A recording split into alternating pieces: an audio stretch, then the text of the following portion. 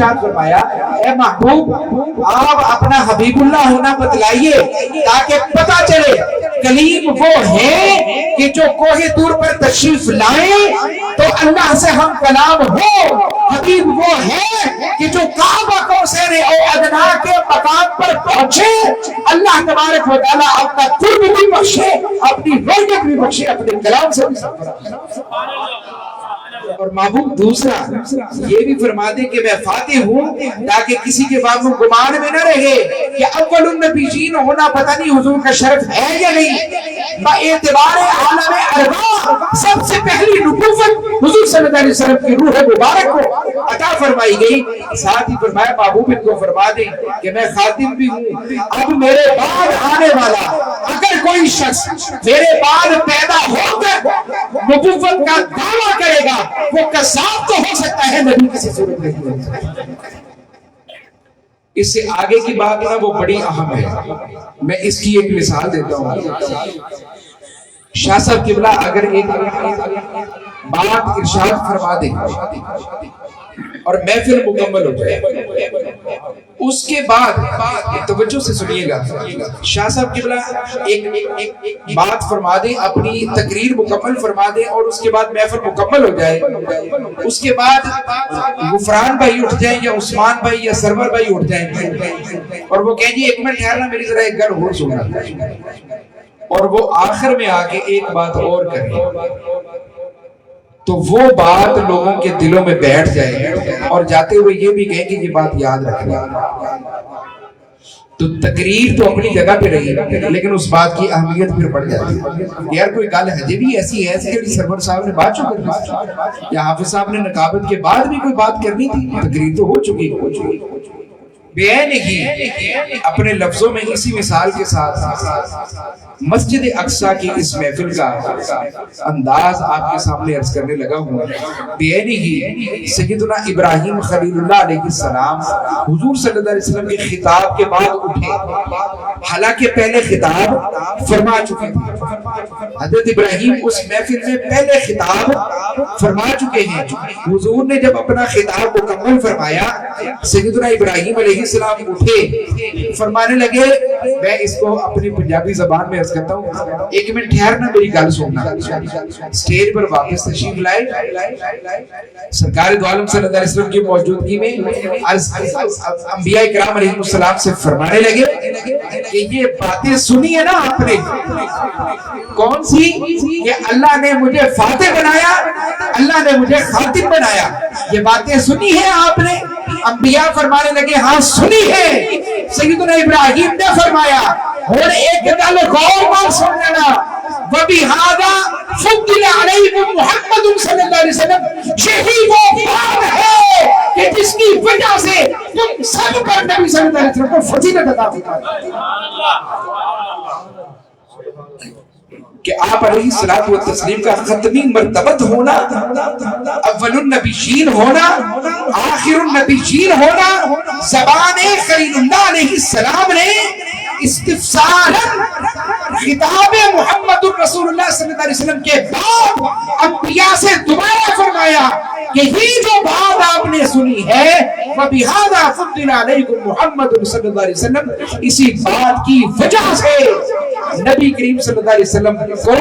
آپ تمام تر انبیاء پر فضیلت نازل فرمائی۔ سمجھ میں آگے بات؟ اب اس ساری محفل کو ایک اور آیت مبارکہ پڑھ لیتے ہیں سورۃ آل عمران کی، جس میں اللہ تبارک و تعالیٰ نے نبیوں کے میثاق کا ذکر فرمایا۔ چلیے اس سے متعلق قادیانیوں کی بھی ایک بات میں آپ کی گوش گزار کروں گا۔ اللہ پاک نے سورۃ آل عمران میں ارشاد فرمایا وَإِذَا أَخَذَ اللَّهُ مِيثَاقَ النَّبِيِّينَ لَمَا آتَيْتُكُم مِّنَ الْكِتَابِ وَحِكْمَةٍ ثُمَّ جَاءَكُمْ رَسُولٌ مُصَدِّقٌ لِّمَا مَعَكُمْ لَتُؤْمِنُنَّ بِهِ وَلَتَنصُرُنَّهُ۔ عالم ارواح میں اللہ پاک نے وعدہ لیا انبیاء کرام علیہ السلام سے کہ اے گروہ انبیاء، جب تمہیں نبوت عطا کر دی جائے اور کتاب بھی دے دی جائے، اس کے بعد ثم یہ حرف عطف ہے اور بعد کا فائدہ دیتا ہے کہ اس کے بعد پھر ایسے رسول تشریف لے آئیں جو مصدق ہوں تمہارے، تو پھر ان پر ضرور ایمان بھی لانا، اور ضرور ان پر ایمان لا کے دین کی تبلیغ میں ان کی نصرت بھی کرنا۔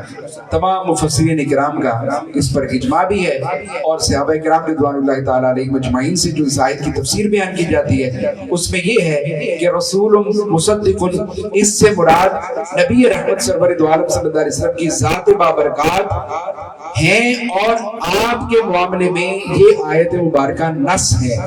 نص اس کو کہتے ہیں کہ جب کہہ دیا جائے کہ اس مسئلے میں فلاں عبارت نص ہے تو پھر وہاں احتمال کا شائبہ نہیں رہتا کہ ابھی فلاں چیز بھی اس کے مصداق میں آ سکتی ہے اور فلاں چیز بھی اس کا مصداق ہو سکتی ہے۔ نہیں، ایسی بات نہیں۔ نبی کریم صلی اللہ تعالی علیہ وسلم وہ رسول مصدق ہیں کہ جو تمام انبیاء کرام علیہ السلام کی تصدیق اور ان کی کتابوں کی تصدیق فرمانے والے ہیں۔ نعرہ تکبیر، نعرہ رسالت، نعرہ رسالت۔ علماء اہل سنت حضرت قبلہ علامہ مولانا مفتی تبسم رسول صاحب امینی زیدہ مجدہ آپ تشریف لائے ہیں، میں آپ کو دل کی عطا گہرائیوں سے خوش آمدید کہتا ہوں۔ حضرات گرامی اب توجہ رکھیے، اب یہ آیت ساتھ بھی اللہ تبارک و تعالیٰ نے ذکر فرمائی، یہ بھی ختم نبوت پر دلیل ہے، اور یہاں مسجد اقصی میں تمام انبیاء کو بھی اکٹھا فرمایا۔ اب ذرا اس آیت میثاق کی روشنی میں سیدنا ابراہیم علیہ السلام کے اس قول کو سمجھیں تو ساری بات واضح ہو جائے گی کہ سیدنا ابراہیم علیہ السلام نے نبی کریم صلی اللہ تعالی علیہ وسلم کے خطاب کے بعد اپنا خطاب ہو جانے کے باوجود مسجد اقصی میں آخر میں آ کر فرمایا، میری ایک گل سن کے جانا، اے جڑیاں گلاں نبی کریم صلی اللہ علیہ وسلم نے ارشاد فرمائیاں نے کہ اللہ نے مینوں فاتح بنایا، اللہ نے مینوں خاتم بنایا، وَبِهَذَا فُضِّلَ عَلَيْكُمْ مُحَمَّدٌ، انہاں گلاں دی وجہ تو ہی نبی کریم صلی اللہ علیہ وسلم نے تواڈے اوتے فضیلت دتی گئی ہے۔ اب یہاں پر آپ نے وہ باب بند کر دیا کہ دیکھو وہ میثاق جو عالم ارواح میں انبیاء کے گروہ سے لیا گیا تھا، یہ اسی میثاق کا اب باب بند ہو رہا ہے۔ یہ جو وہ مصدق رسول ہے کہ جن کی تشریف آوری کے بعد ان پر ایمان لانے اور ان کی فتح و نصرت کا اللہ پاک نے حکم ارشاد فرمایا۔ لہذا آپ نے اس احتمال کو بھی ختم کر دیا۔ میں نے پہلے عرض کیا کہ یہ آیت مبارکہ نص ہے۔ کس چیز میں نص ہے کہ رسول مصدق سے مراد نبی صلی اللہ علیہ وسلم۔ اب یہاں ایک بات غور سے سنیے، مرزا غلام قادیانی کی کتاب ہے شیطانی خزائن، نام تو اس نے رکھا روحانی خزائن لیکن اصل میں شیطانی خزائن۔ وہ شیطانی خزائن میں اس آیت کے متعلق لکھتا ہے، وہ بھی لکھتا ہے اس آیت کے متعلق کہ یہ آیت نبی کریم صلی اللہ تعالیٰ علیہ وسلم کے حوالے سے نص ہے۔ مفتی صاحب تشریف فرما ہیں، ایک تو ویسے ہم نص کہتے ہیں نا ٹیکسٹ کو، پیٹنٹ ٹیکسٹ، اس کو بھی نص کہتے ہیں۔ ایک فقہی اصطلاح میں حکم کے اعتبار سے کہا جاتا ہے کہ یہ نص ہے، مجمل ہے، مفسر ہے، وغیرہ وغیرہ۔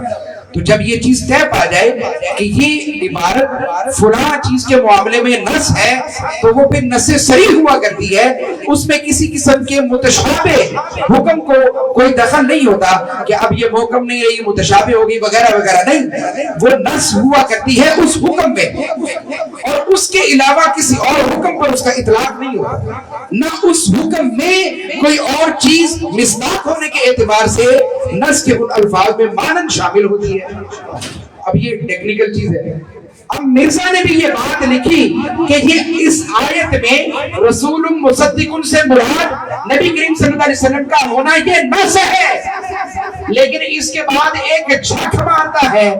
اپنے اسی دعوے کو باطل کر جاتا ہے، اپنی اسی بات پر اعتراض کھڑا کر جاتا ہے، تو کہتا ہے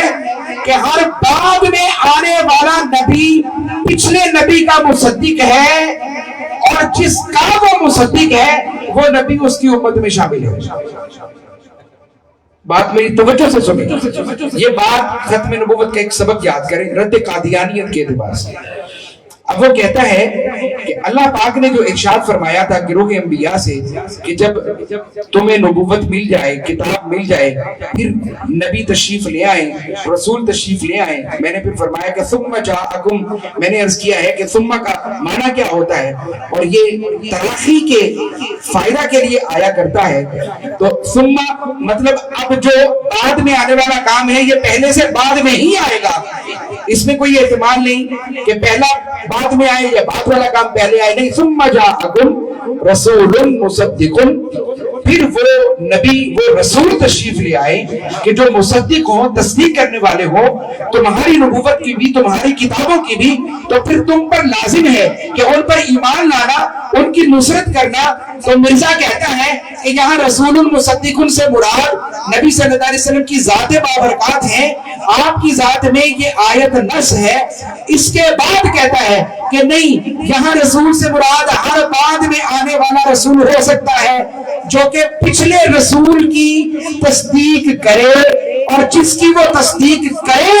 بعد میں آنے والے رسول کی امت میں وہ پہلا رسول شامل ہوتا ہے جس کی وہ تصدیق کرتا ہے. بعد میں کہتا ہے، اس بات کے کرنے کے بعد کہتا ہے کہ جیسے عیسیٰ نے موسیٰ کی تصدیق کی، یا جیسے اسحاق علیہ السلام نے ابراہیم علیہ السلام کی تصدیق کی، یا جیسے یعقوب علیہ السلام نے اسحاق علیہ السلام کی تصدیق کی، یا جیسے یوسف علیہ السلام نے یعقوب علیہ السلام کی تصدیق کی، جیسے حضرت عیسیٰ علیہ السلام نے زکریا علیہ السلام اور موسیٰ علیہ السلام کی تصدیق کی، ایسے ہی نبی کریم صلی اللہ علیہ وسلم نے اپنے ماقبل تمام انبیاء اور رسول کی تصدیق کی. اسی طرح سے میں نبی صلی اللہ علیہ وسلم کی تصدیق کرنے والا نبی بنا کر بھیجا گیا. مرزے پہ لعنت، مرزیوں پہ لعنت، تاجدار ختم نبوت، تاجدار ختم نبوت. یعنی قرآن مجید کی تعویل اس نے اپنے اعتبار سے ایسی باطل کی کہ وہ علامہ اقبال کا شعر ہے کہ تعویل سے بنا دیتے ہیں قرآن کو پایند. تو یند فارسیوں کی ایک کتاب تھی، تو اس میں تعویلیں کر کر کے انہوں نے پایند بنا دیا، یعنی پیروں کے نیچے اس کو رول دیا. تو ہم یہ تو قرآن کے لیے تو یہ لفظ استعمال نہیں کرتے، لیکن ہم نے یہ دیکھا ہے کہ قادیانیت کے اس گندی نالی کے کیڑے نے قرآن مجید کی آیات اور احادیث نبویہ صلی اللہ علیہ وسلم کی ایسی باطل تعویلات کر کے اپنا نبی ہونا ثابت کرنے کی ناکام کوشش کی ہے کہ جن کی ایک عالم تو کجا، ایک عام عقل سلیم رکھنے والا مومن شخص بھی ان تعویلات باطلہ کو قبول کرنے والا نہیں ہے. ایک سبق یہ یاد کر لیں، ایک سبق یہ یاد کر لیں کہ جو مسجد اقصیٰ کے اندر نبیوں کی موجودگی میں حضور صلی اللہ علیہ وسلم نے خطاب ارشاد فرمایا، حضرت ابراہیم علیہ السلام نے اس خطاب کے بعد جو کلمات ارشاد فرمائے،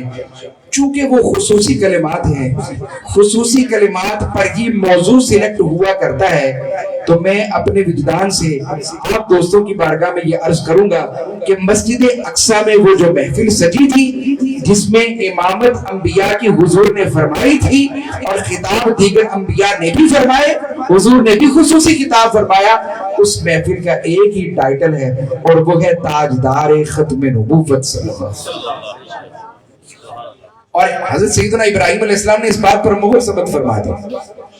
کہ حضور صلی اللہ علیہ وسلم دیکھیں آپ کے اتنے مناقب ہیں، محض 3 آپ نے ارشاد فرمایا، حبیب اللہ، فاتح، خاتم. یہ 3 حدیث پاک میں بھی یہ 3 الفاظ ہیں، مفتی صاحب کی اللہ موجود ہے. حضور صلی اللہ علیہ وسلم کے کلام مبارک میں اپنے اوصاف حمیدہ میں سے، اپنے اسماء صفاتیہ میں سے جو آپ علیہ الصلوۃ والتسلیم نے 3 الفاظ ارشاد فرمائے ہیں، 3 اسماء ارشاد فرمائے ہیں، ان میں ایک حبیب اللہ ہے، ایک فاتح ہے، ایک آخر ہے صلی اللہ تعالی علیہ وآلہ وسلم. اس کی توجہ بھی میں نے عرض کر دی. اب ایک آخری بات اور یاد کر لیتے ہیں آج کے سبق میں، پھر میں اجازت چاہوں گا. 2 باتیں ہمیں یاد ہو گئی. حضرت ابراہیم علیہ السلام نے انبیاء کو گواہ بنا کر ان کو تنبیہ کرتے ہوئے فرمایا یہ وہ فضیلتیں ہیں جن کی وجہ سے، یہ وہ اوصاف ہیں جن کی وجہ سے حضور صلی اللہ علیہ وسلم کو فضیلت عطا فرمائے گی تم لوگوں پر. دوسری ہم نے یہ پڑھی کہ رسول مصدقن سے مراد اس آیت مبارکہ میں فقط نبی کریم صلی اللہ تعالیٰ علیہ وسلم ہے، اور ہم کوئی تعبیر اس میں قبول نہیں کرتے۔ اس میں کوئی شک نہیں کہ ایک ہی زمانے میں دو انبیاء جو موجود رہے ہیں وہ ایک دوسرے کی تصدیق بھی کرتے رہے، ایک دوسرے کی نصرت بھی فرماتے رہے۔